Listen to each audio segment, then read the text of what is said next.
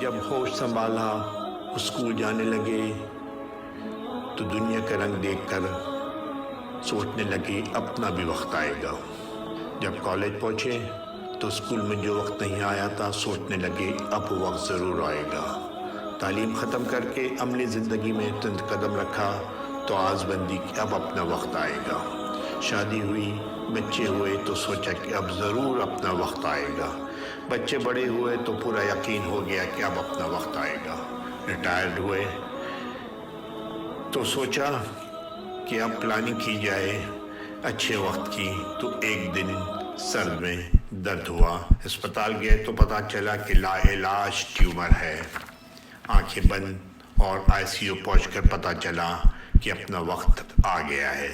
وہ وقت جس کا انتظار بالکل بھی نہیں تھا، نہ تیاری کی تھی، وہ وقت آ گیا اور بہت جلدی آ گیا۔ کاش کہ اس وقت کے بارے میں تیاری کی ہوتی، لیکن اب بہت دیر ہو چکی تھی۔